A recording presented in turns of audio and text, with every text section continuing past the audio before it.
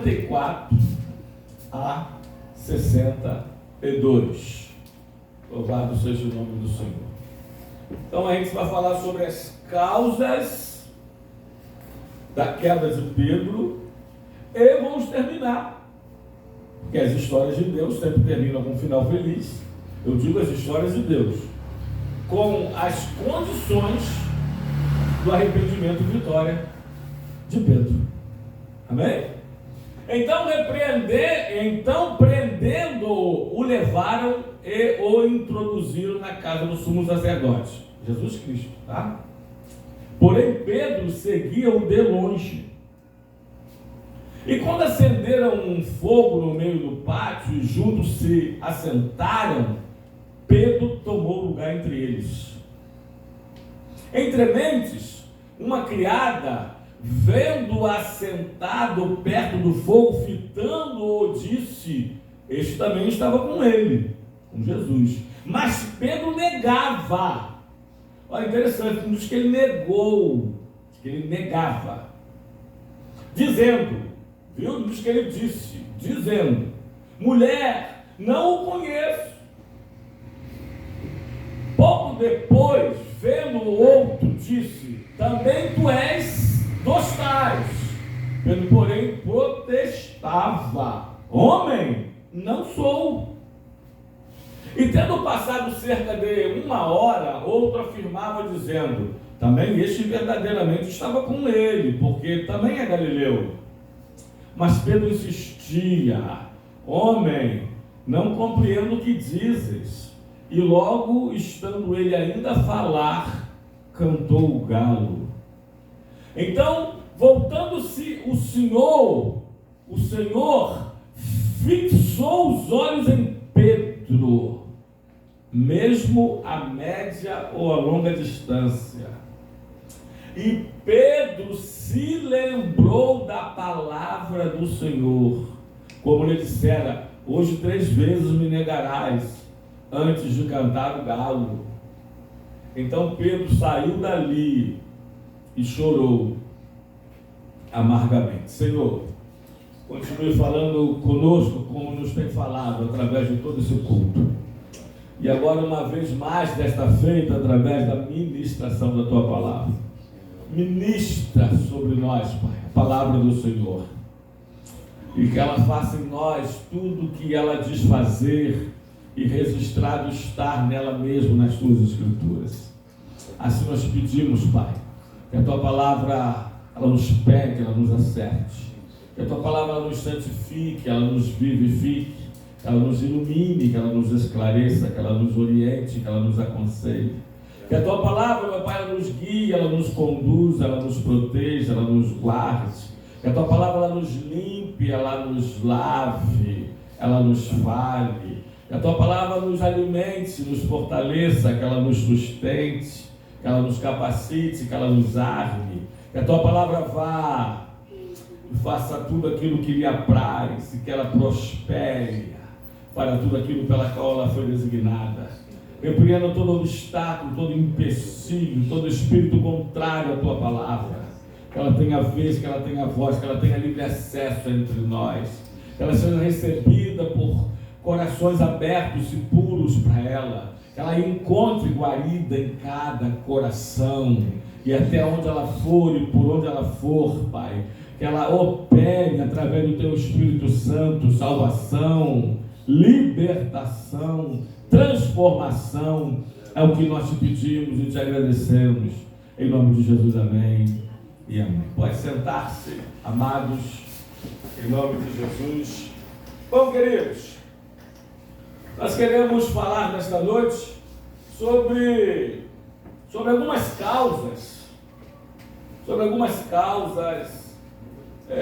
da queda de Pedro, da negação de Pedro, da derrota de Pedro. Mas eu gostaria de terminar, como eu disse, eu prego essa palavra há 38 a 39 anos, e pela primeira vez eu queria falar, se Deus quiser, no final da mensagem, sobre as condições do arrependimento e da vitória de Pedro. né? Porque há quem diga que talvez seja pior trair do que negar. Pedro traiu Jesus, ou melhor, Judas traiu Jesus, Pedro negou Jesus. Agora, Judas teve apenas um remorso, ele não se arrepende no pó e na cinza. Pedro, ele se arrepende, ele chora amargamente, ele retorna para o Senhor, ele não se mata, não, ele é restaurado. Nós vamos falar sobre isso no final. Mas primeiro, amados, algumas causas que levaram à queda de Pedro, à negação de Pedro, à derrota temporária de Pedro, e eu gostaria de destacá-las para que nós pudéssemos estar atentos para que não aconteça conosco também. A primeira causa da derrota de Pedro não está nem no texto lido, está um pouco antes, Natan. Quando Jesus os chama para orar, Pedro, Tiago e João, no jardim do Getsêmani, e Jesus se distancia a cerca de um tiro de pedra e começa a orar e pede para que eles orem com ele. Aliás, uma outra ocasião, Mateus 17 não fala, mas a mesma passagem paralela em Lucas 9 diz que Jesus subiu ao monte da transfiguração. Mateus 17, a partir do versículo 1, nós conhecemos a história, aparece Moisés e Elias, um de cada lado, e Pedro diz: Senhor, bom estarmos aqui, que façamos 3 tendas, uma será para o Senhor, outra para Moisés, outra para Elias. Lucas 9, a mesma passagem, se não me falha a memória, no versículo 2, ou sei que é capítulo 9, diz que eles subiram ao monte com o fim de orar, né? O monte da transfiguração, uns versículos adiante.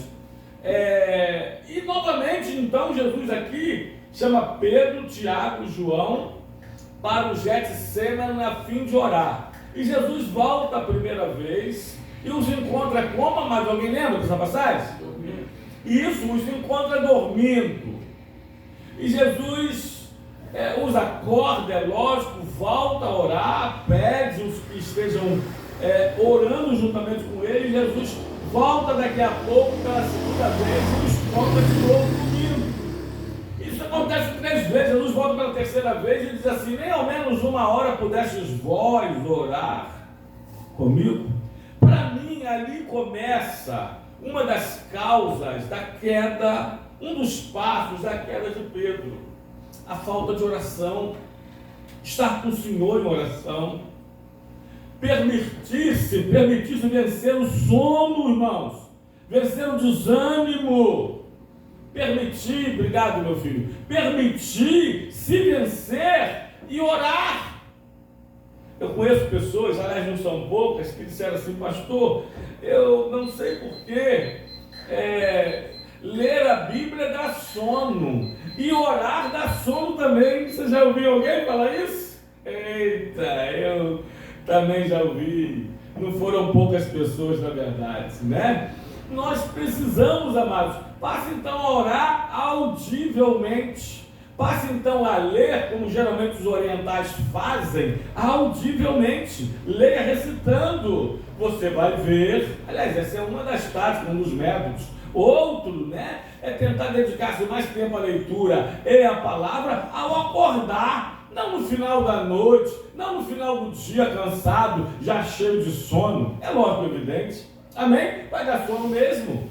Não tenha dúvida disso, né? Então, para mim, a primeira causa, o primeiro passo de Pedro para a sua queda, a sua negação do Senhor, a sua derrota, foi a ausência de oração, foi a falta de oração. Mas eu anotei outras coisas aqui, gostaria de compartilhar com os irmãos. Um outro passo, uma outra causa da queda de Pedro foi a confiança própria. O excesso de confiança. Pode ler no versículo 32 e 33 desse mesmo referido capítulo. Diz assim: olha, Eu, porém, roguei por ti, para que a tua fé não desfaleça. Tu, quando te converteres, fortalece os teus irmãos. 33. Ele, porém, respondeu: Senhor, estou pronto a ir contigo, tanto para a prisão como para a morte. Viu? Excesso de confiança. Autoconfiança. Alguns colocariam até soberba de Pedro. Podem todos te negar, mas eu não te negarei. Podem todos fugir, mas eu não fugirei. Eu estou pronto para ir contigo, tanto para a prisão, como para a morte. Cuidado com excesso de confiança. Cuidado, né? Precisamos ter muita cautela com isso. A palavra de Deus diz, meu Deus, é 1 Coríntios 10:16, se não me falha a memória: aquele que pensa estar de pé, olhe, cuide, eu estou em segunda, cuide para que não caia. Não, 12, 10:12. Aquele que pensa, não é aquele que nem está, mas é aquele que pensa, acho que é 10:12, se não falha a memória. Aquele que pensa estar em pé, cuide. Olha, aquele pois que pensa estar em pé, veja que não caia. Tem uma outra tradução que diz: cuide para que não caia, né? Aliás, eu já falei para vocês que eu conheci um pastor, né, que dizia, aqui tem alguns que conhecem, aqui deve ter uns 3 ou 4 que conhecem. Ele dizia que ele era indesviável. Inventou uma palavra, né? Indesviável.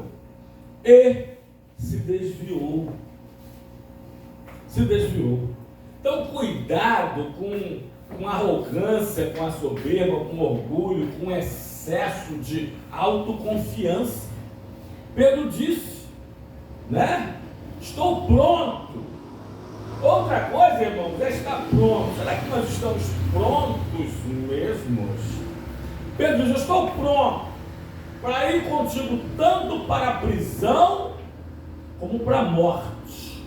Viu? A outra causa da derrota de Pedro, a confiança própria. Isso é um grande perigo, né? Então falamos sobre 1 Coríntios 10:12. Aquele que pensa estar em pé, cuide para que não caia. Então, Provérbios 28:14. Devemos sempre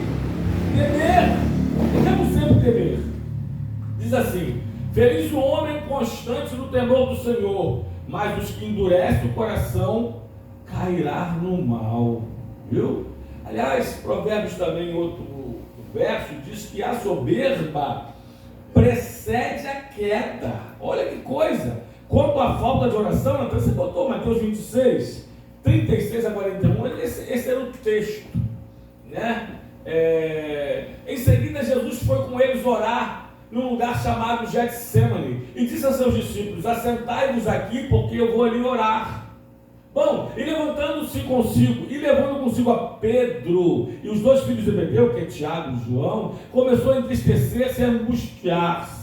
É o 4:1. Então lhes disse: minha alma está profundamente triste até a morte, ficai aqui e vigiai comigo.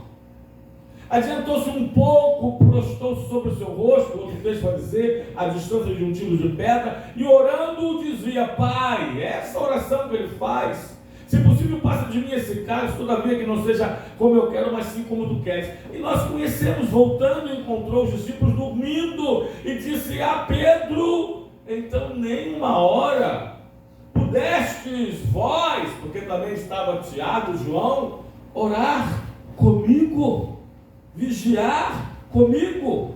Mas nós devemos estar em constante oração. 1 Tessalonicenses 5,17 diz: orai sem cessar. Porque 1 Pedro 5,8 diz que o diabo, nosso adversário, ele anda ao derredor, bramando como leão, procurando a quem possa tragar. A oração é a nossa chave da vitória. E oração é em extrema humildade e não em confiança própria. Porque quem tem confiança própria, ele não se sente dependente de uma vida de oração. Olha quem está nisso. né? Quem sabe que é fraco, quem sabe que precisa do poder de Deus, busca oração. E ele não age com autoconfiança como Pedro fez. Outra causa da queda de Pedro foi seguir Jesus de longe. Isso é um perigo. Bota aí, Natan. Verso 54 do texto de Lucas 22 e depois João 18, 15 e 16. Então, prendendo ou levaram e introduziram na casa do sumo sacerdote. E Pedro seguia de longe. Então, ou a gente segue Jesus de perto, de pertinho, ou a gente não segue de longe. Muitos seguem Jesus de longe. O que é seguir Jesus de longe? É não mergulhar muito a fundo no cristianismo. Sim, seguir Jesus de longe é deixar de longe também uma vida de oração. É deixar de longe também as escrituras sagradas. É deixar a igreja também bem de longe, tá? Seguir de longe é jejum e está bem longe. Está bem longe, né? Agora, olha com relação a João, Natan. João 18, 15 e 16, né? Simão Pedro, outro discípulo, seguiam a Jesus. Sendo esse discípulo conhecido do sumo sacerdote, entrou para o pátio deste com Jesus. Pedro ficou do lado de fora, tá vendo? Olha, junto à porta, de longe. Saindo, pois, o outro discípulo que era conhecido do sumo sacerdote, que era João, falou com a encarregada da porta, que levou Pedro para dentro. Viu? João seguia de perto. Aliás, quem foi o único dos 12 apóstolos, dos 70 discípulos, não vejo a menção de nenhum deles, que foi o único que estava ao pé da cruz com Jesus. Quem foi? Foi João. João seguia de perto. Alguém vai dizer assim, mas não interessa, ele conhecia ali o sacerdote, mas João estava lá, ao lado de Jesus. Poderia correr o risco também de ser preso, ou de ser humilhado, né? Ou de ser agredido, mas ele estava lá, o apóstolo do amor, aquele que dava ao peito de Jesus na ceia. João, o apóstolo amado, né? O único dos apóstolos que estava com o Senhor até o final, ao pé da cruz, que também teve no túmulo da sua ressurreição, diga-se de passagem, também junto com Pedro, né? É verdade que correu até mais adiante, chegou primeiro, só que Pedro depois chegou e entrou primeiro no túmulo. Nós também conhecemos essa história, mas João seguia Jesus de perto. Pedro, nesse momento, cometeu um erro e foi seguir Jesus de longe. Hoje o nosso diácono que saiu há pouco, né, para trabalho, e ele avisou isso na sua oportunidade também, ele disse que na faculdade, né, tem pessoas de várias religiões e ele não vê um cristão, né? Aí ele falou aqui, o evangelista Orlando falou, né? Ou então eles são cristãos, agente secreto, né? Crente 007. Eles não se identificam como cristão, eles têm medo, eles seguem Jesus de longe. Isso é seguir Jesus de longe. Seguir Jesus de longe é não se identificar aonde quer que você esteja. Pode ser numa universidade esquerdopata, se identificar como cristão. Eu sou cristão. Amém, amados? Amém. Já contei aqui uma história tem um tempo de dois homens que trabalhavam numa fábrica, numa indústria, e trabalharam durante 10 anos juntos. E em um belo dia, e em um belo domingo, teve uma festividade numa igreja. E os dois se encontraram nessa igreja. E um perguntou para o outro: rapaz, você é cristão? Você é crente? Ele disse: sou. E você? Ele: eu também. E você é da onde? Ele disse: eu sou aqui dessa igreja que está recepcionando, fazendo essa festa. E você, meu colega, meu amigo, colega de trabalho? Aí eu sou de Natal Igreja, uma igreja corrimã. Aí o pastor da igreja veio passando na hora. Aí o membro daquela igreja chamou o pastor dele e falou assim: pastor, vem cá, olha só que coisa engraçada. Eu e meu amigo aqui, nos encontramos aqui na minha igreja, na nossa igreja, e nós trabalhamos 10 anos juntos numa mesma fábrica, e nós não sabíamos que éramos cristãos. Eita, o pastor falou assim: engraçado? Isso é vergonhoso. Isso não é engraçado. Não tem nada de engraçado, porque vocês trabalham 10 anos numa mesma firma, numa mesma indústria, e vocês então não sabiam que eram cristãos, porque vocês nunca se identificaram como cristão. Porque vocês nunca fizeram parecer que são cristãos. Nunca se comportaram como cristãos. Nunca se comportaram como tal, nunca deram seu testemunho pessoal e comportamental como cristão. Então não tem nada de engraçado nisso. Isso é trágico. Essa é a realidade. Então tem muitos por aí, irmãos, que estão seguindo Jesus de longe. Mas bem longe. Mas bota longe nisso. Muito mais longe do que Pedro, porque Pedro pelo menos deu para ser visto por Jesus e ver Jesus, nós vamos chegar lá daqui a pouco. Mas tão longe que eles não conseguem fixar os olhos no Senhor, eles não conseguem ter uma revelação de Cristo, porque estão seguindo uma bota longe mesmo. E quando Jesus voltar, eles também vão ficar onde?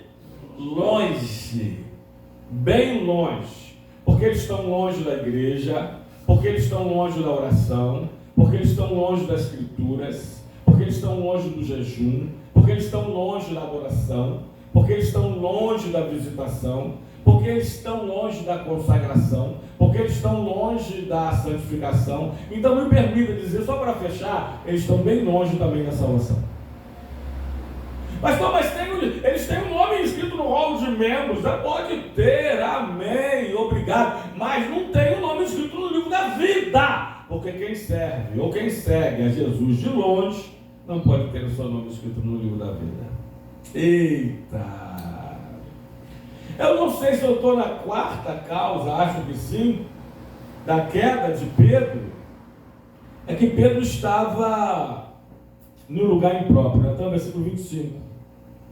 Um cristão, ele não pode sentar-se à mesa dos escarnecedores. Depois você bota no Salmo 1, verso 1. Mas Jesus lhes disse, não, peraí, Natan, Lucas 22, texto que nós já lemos, verso 55. 55. Acenderam um fogo para se aquecer. Olha lá, e quando acenderam um fogo no meio do pátio, e juntos se assentaram, Pedro também tomou lugar entre eles. Pedro, ao invés de estar seguindo Jesus de perto, ao invés de estar lá com o Senhor, estava João. Pedro estava longe. E quando a muvuca ali, acenderam um fogo para se aquecer, para clarear ali a noite, Pedro estava lá no meio deles.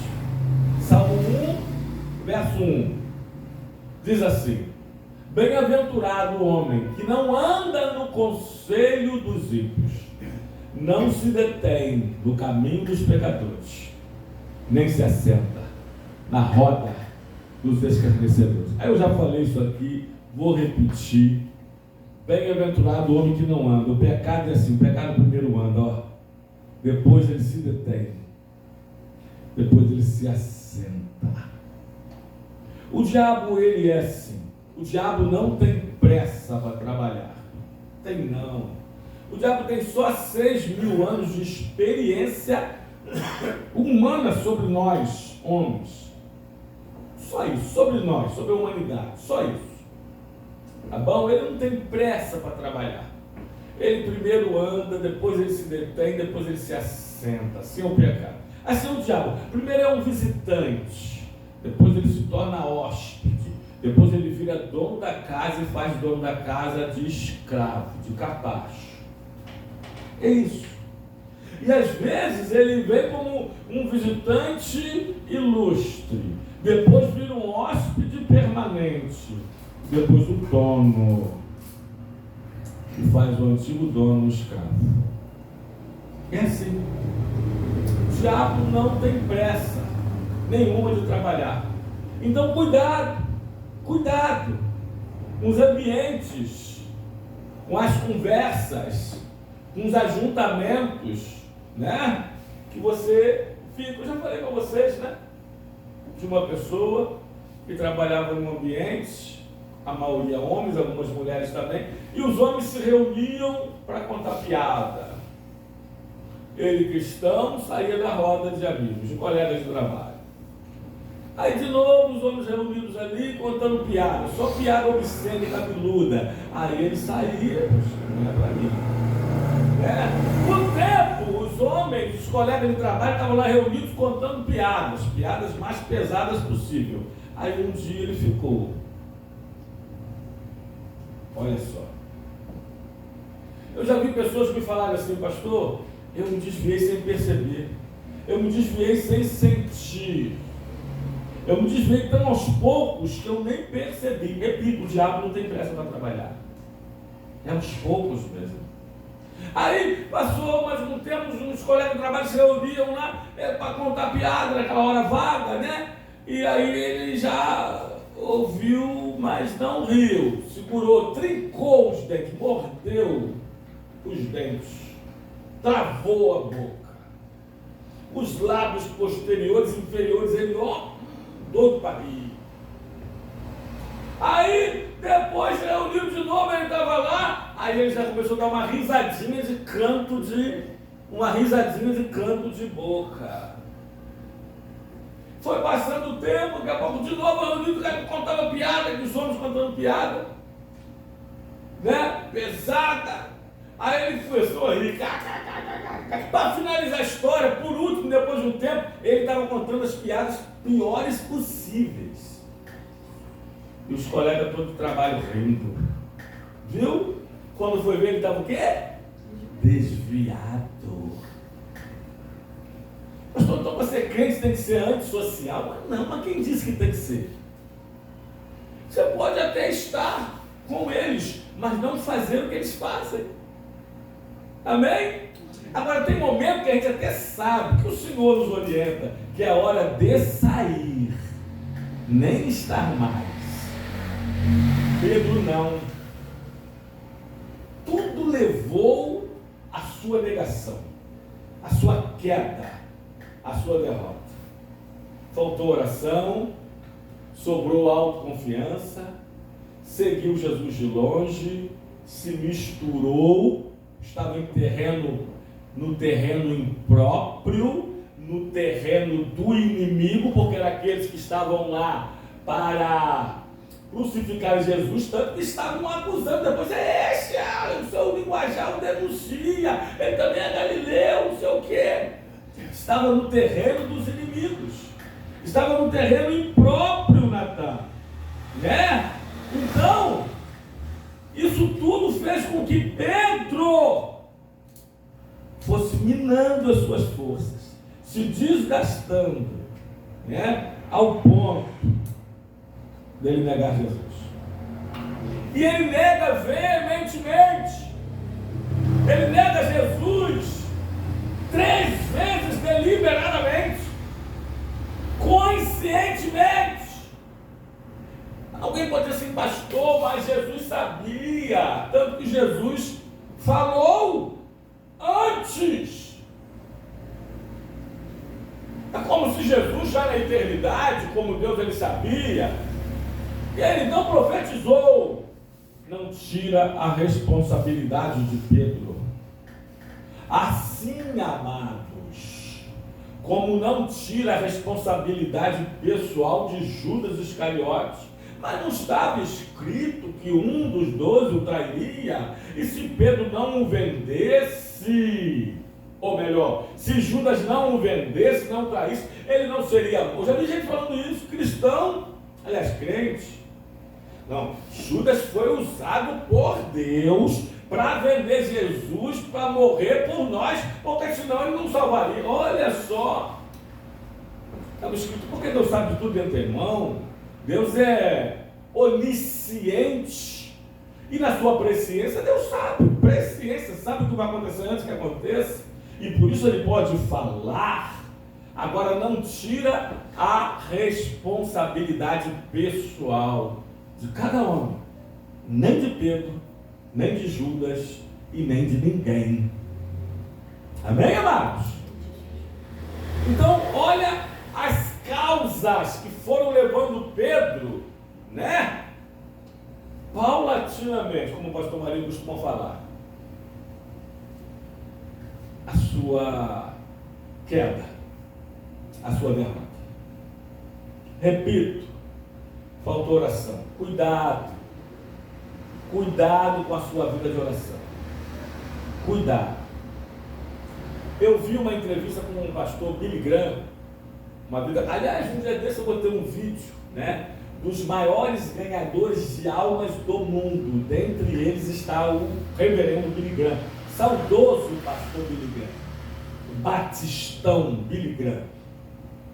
Se não me falha a memória de Billy Graham, ele acordava às 4 horas da manhã e orava até às 8.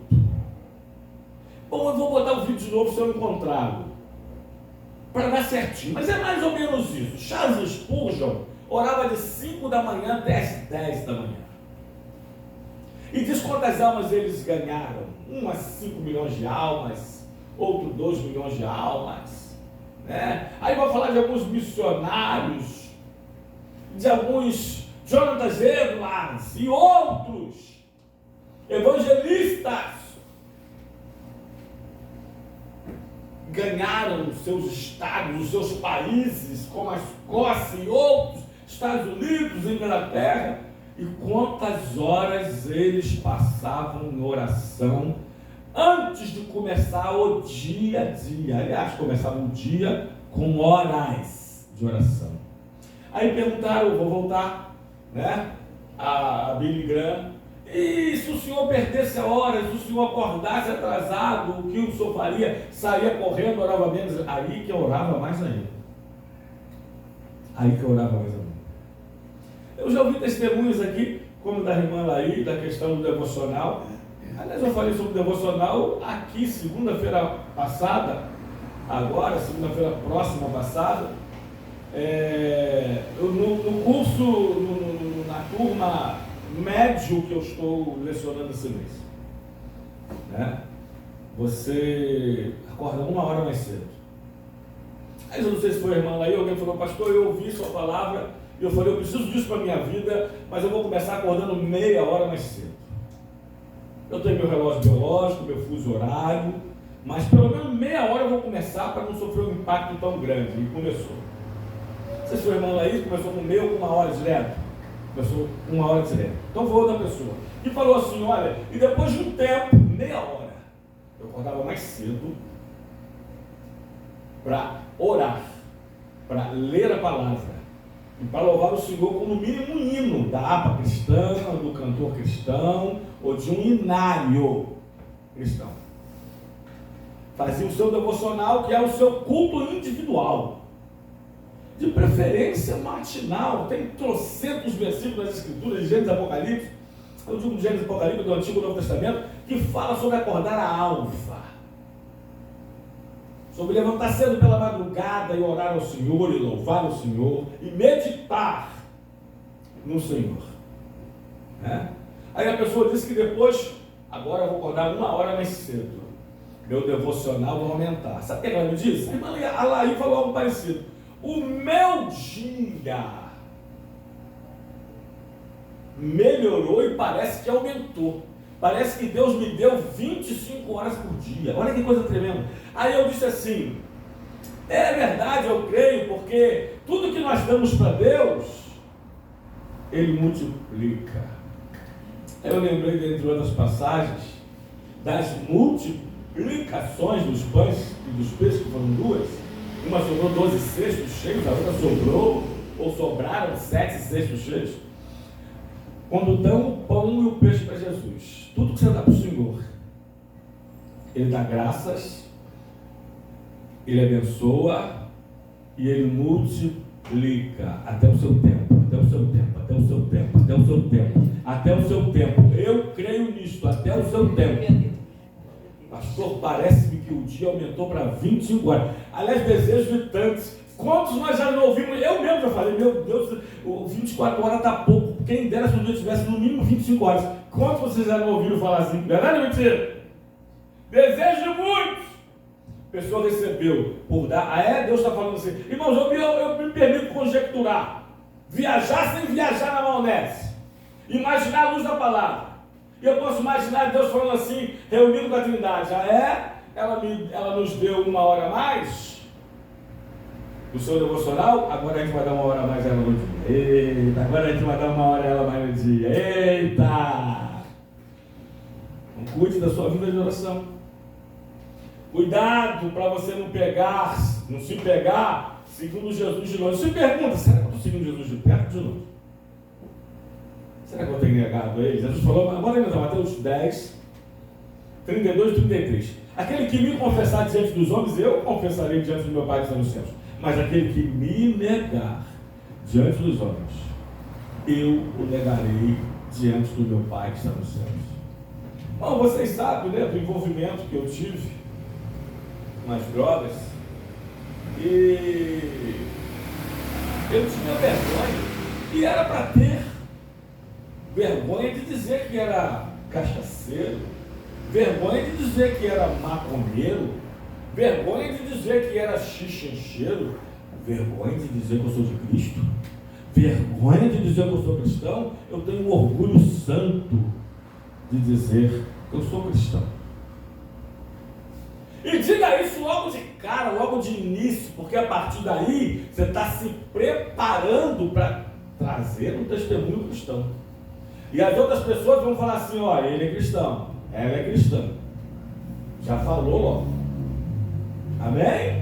Porque senão você não fala, você não se identifica, você segue Jesus de longe, aí daqui a pouco você dá uma risadinha para essa piada cabeluda, daqui a pouco você fala uma bobagem, daqui a pouco você faz algo que, aí daqui a pouco alguém te pergunta, você diz que é cristão. Você é cristão?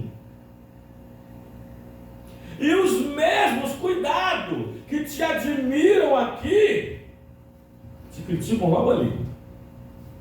Verdade ou mentira? Os mesmos que gritam Hosana, depois gritam crucificam. Você acha que é com você, comigo vai ser diferente? Então cuidado com a tua vida de oração. Cuidado para não seguir Jesus de longe. Cuidado para você não se assentar na roda dos escarnecedores.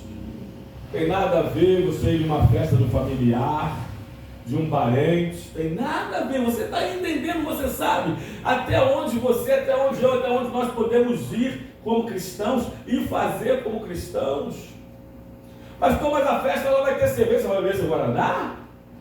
Aliás, pode ser um bom motivo para você evangelizar, para você não negar Jesus. Pelo contrário, para você falar dele. Por que está todo mundo bebendo cerveja e você está bebendo Guaraná? Porque eu sou cristão. Cerveja não é mais a minha alegria, aliás, era a minha empolgação. A minha alegria é o Senhor, e a alegria do Senhor é a minha força. Amém, amados? Cuidado, então, para você não cair, né, nas mesmas causas que levaram à queda de Pedro. Mas agora eu quero terminar, e a gente deve terminar mais cedo hoje, falando sobre as condições do arrependimento de Pedro. Eita!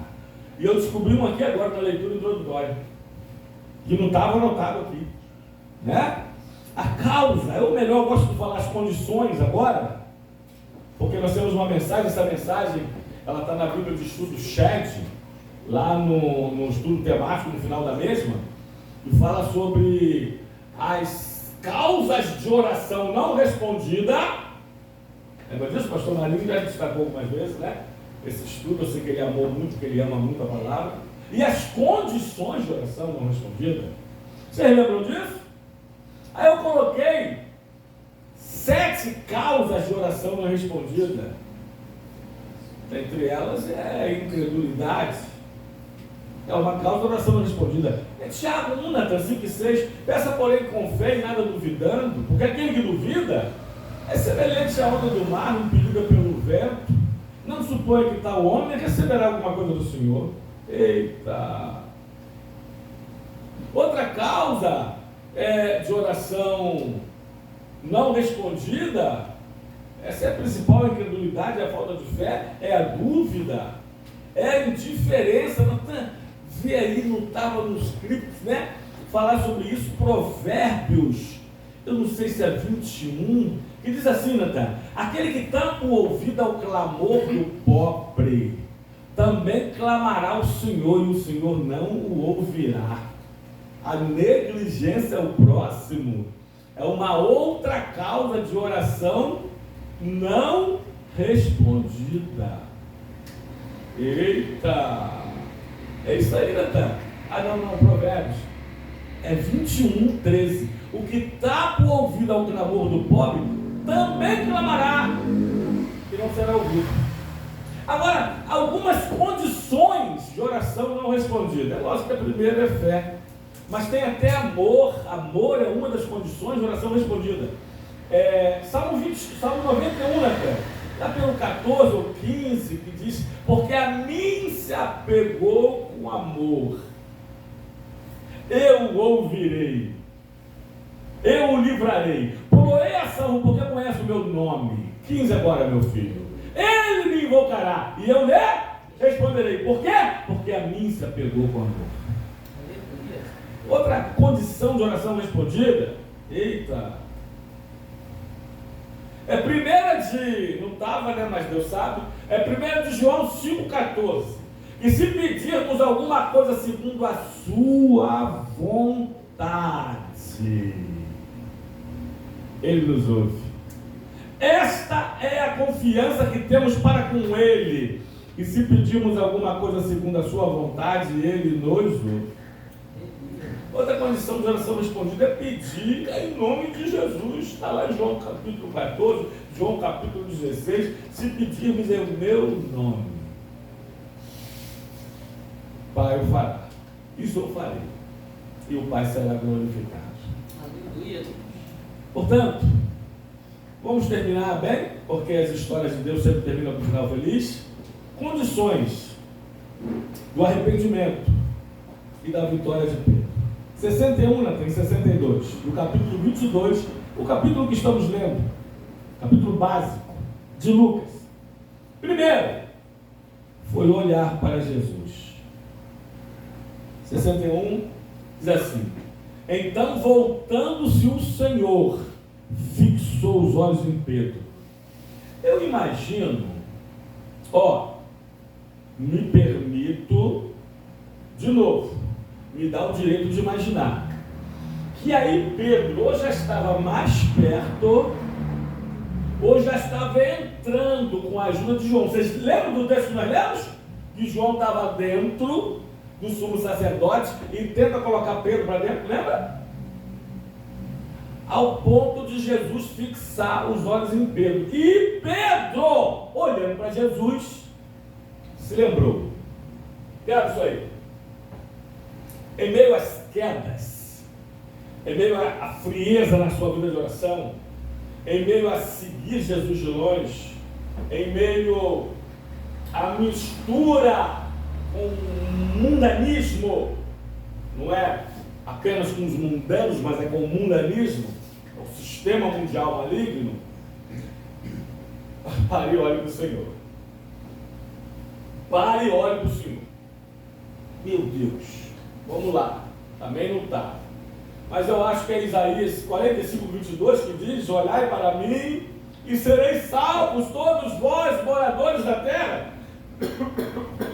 Perdão. É isso aí.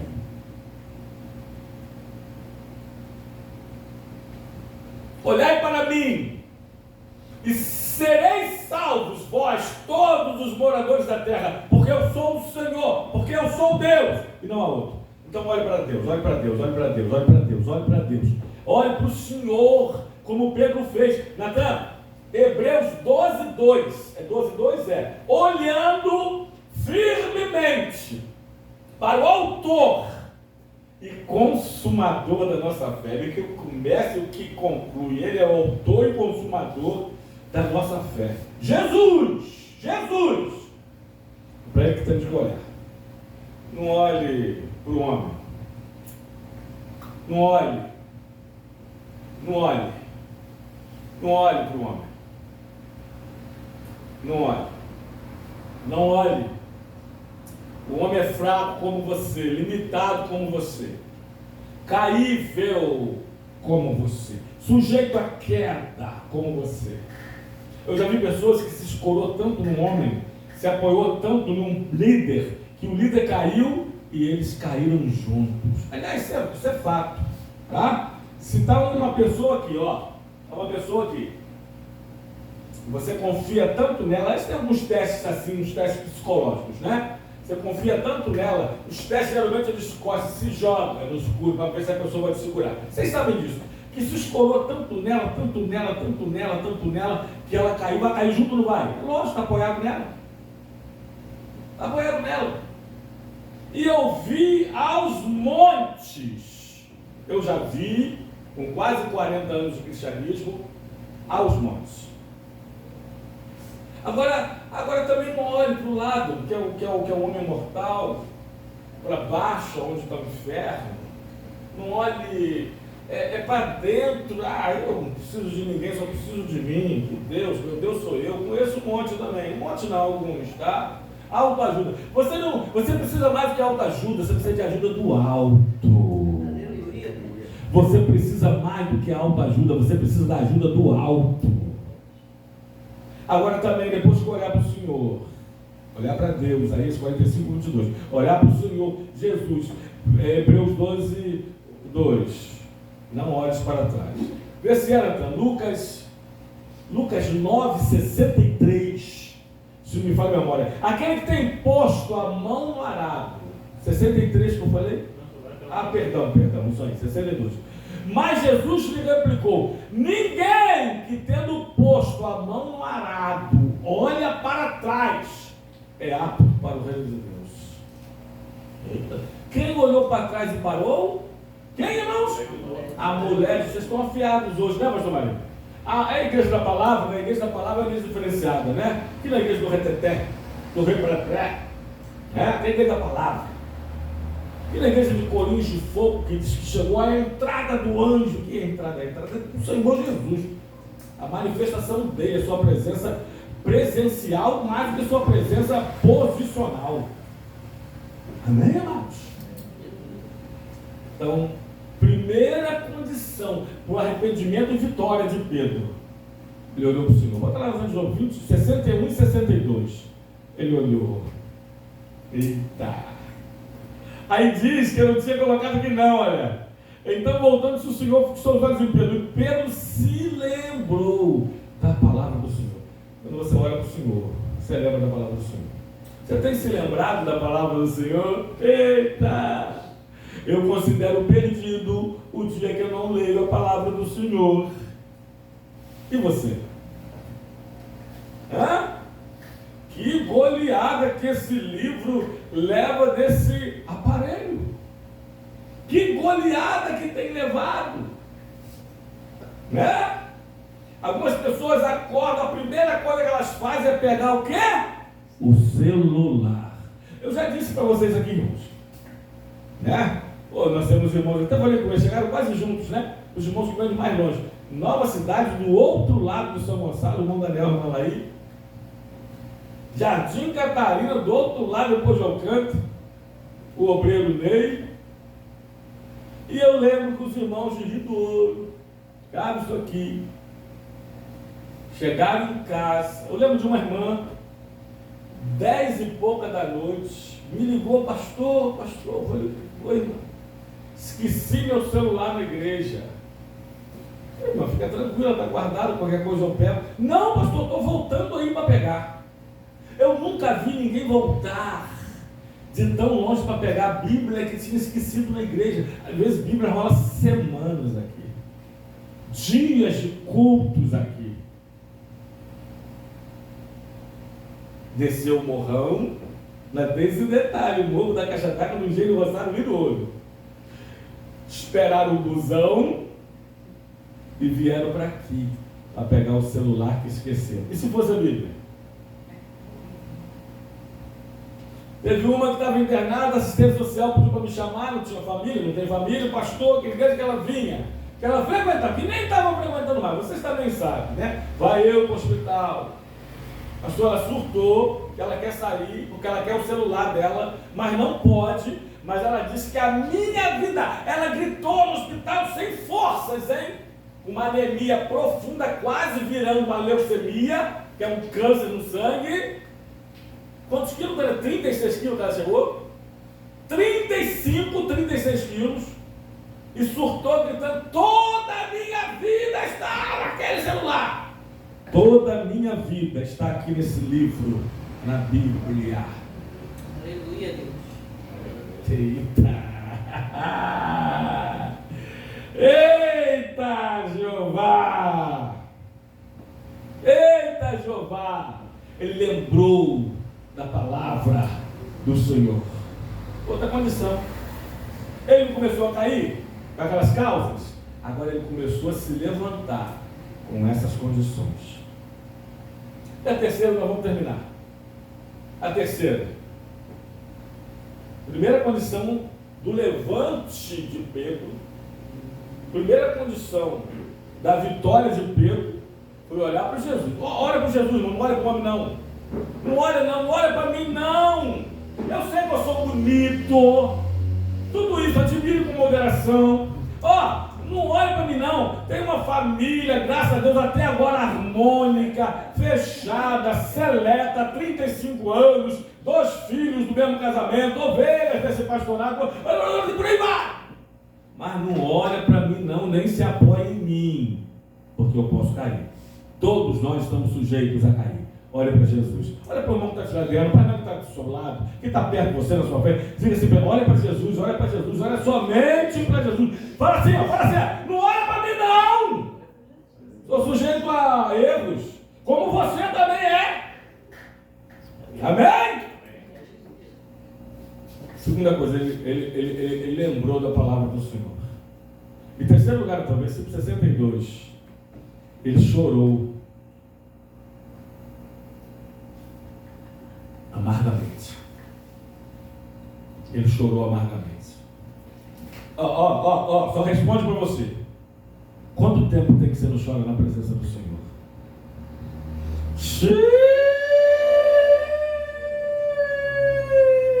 Quanto tempo tem que você não chora arrependido dos seus pecados? Que você não chora pelas almas carentes da salvação em Cristo? Quanto tempo tem que você não chora por amor à obra, aos atos do Senhor? Que não chora em oração, que não chora pela madrugada? Meu Deus, eu vou falar aqui como Ana chorou, 1 Samuel capítulo 1, como tanto chorar Davi faz alagar o seu leito com suas lágrimas. Aliás, Natan, bota aí. Salmo 56, versículo 8, tenho quase certeza. Salmo 56, versículo 8. Diz assim: contastes os meus passos quando sofri perseguições. Meu Deus do céu. Eu estou lembrando agora um filme rápido. Quantas perseguições, quantas calúnias e acusações, mas quantas vezes eu chorei nos pés do Senhor, como Maria, que ainda enxugava com seus cabelos. Recolheste as minhas lágrimas no teu odre. Não estão elas escritas no teu livro? Grava isso aqui. Pastor, essa Bíblia aqui é marcada, enrugada algumas páginas de lágrimas que eu já chorei sobre ela lendo-a. Se você botar uma gota d'água assim, eu creio que do água normal, porque a lágrima é diferente, é salgada. Você já provou a lágrima? É salgada. Ela enruga depois que seca as páginas da Bíblia, o papel. Tá? Pastor, eu já vi minhas lágrimas caindo no chão. Engano seu, calma aí. Então, literalmente falando, você viu. Mas eu preciso dizer que, espiritualmente falando, elas estão sendo recolhidas num odre. Aleluia, Deus. Bom, vou conjecturar pela terceira vez, não sou muito disso, tá? Eu imagino que Deus tem um anjo escrivão que recolhe as suas lágrimas e escreve a história dela. Porque cada lágrima tem uma história. Verdade ou mentira? Cada lágrima tem uma história. E tem lágrimas que você chorou que só o Senhor viu. Ninguém mais. E sem falar que algumas vezes você até disfarçou para ninguém que chegasse perto pudesse perceber. Era você e Deus, era você e Deus, era você e Deus, era você e Deus, era você e Deus. Está recolhida no odre do Senhor. E cada uma dessas lágrimas está registrada, escritas neste livro. É por isso que alguns creem, e eu também, uma linha teológica, que um livro será aberto entre os 7 livros daquele grande dia, e um deles será o livro das lágrimas. Pedro chorou amargamente. Chora aos pés do Senhor. O Senhor está recolhendo as suas lágrimas, escrevendo a história delas. Grave isso aqui. E o Senhor, o choro pode durar o quê? Pode durar o quê? Pode durar o quê? Toda uma noite. Mas a alegria, ela vem para amanhã. Aleluia, Jesus. Pedro pode ter caído. E cair. Feio, negou o Senhor 3 vezes. Esqueci de recapitular mais uma. A arrogância, a autoconfiança, o excesso de autoconfiança. Outros podem te negar ou não te negar. Eu estou pronto para ir para o Senhor até para a prisão, até para a morte. Não importa, irmãos. Mas ele se arrependeu. Fixou os olhos no Senhor. Ele olhou para o Senhor. Ele lembrou da sua palavra. E ele chorou amargamente. Natan, João 21. Não sei se pelo 15, mais ou menos, eu vou encerrar. Jesus pergunta a Pedro 3 vezes. Não vou nem falar no trocadilho das palavras aí no grego. Não, deixa isso para lá. Está falando grego, pastor? Aliás, eu sei falar muito mal o tupi-guarani, apesar de que eu sou poliglota, né, irmãos? Sou poliglota. Falo um pouquinho, quase nada de grego hebraico, mas eu falo português. Mal também. Tupi-guarani, Tupi-guarani fluentemente. Onde foi o dia do índio? Foi antes de ontem, então foi o dia daqueles que falam me adiciona no grupo. Me que era pito. Se não der, qual vai comer? Mas eu também falo outra língua, eu falo línguas estranhas, então eu sou um poliglota. Vocês gostam, né? Depois de terem comido, perguntou Jesus a Simão Pedro: Simão, filho de João, amas-me mais do que esses outros? Ele respondeu: sim, Senhor, tu sabes que eu te amo. Ele disse: apacenta as minhas ovelhas. Vamos resumir? Quantas vezes Jesus pergunta a Pedro se tu me amas? 6. Quantas vezes Pedro negou Jesus? 6. Parece-me, tá? Parece-me, não estou afirmando nada não, nem estou conjecturando dessa vez, mas parece que é para... Tu me negaste 3 vezes? Tu vai me dizer 3 vezes que tu me amas. E pela última você vai me dizer assim: Senhor, sabe todas as coisas. Aleluia! Glória a Deus, aleluia. Tu sabes que eu te amo. Tu sabes que eu te amo. Que Deus nos abençoe nessa palavra. Você pode aplaudir o Senhor nessa noite. Em nome de Jesus Cristo. Louvado e glorificado seja o nome.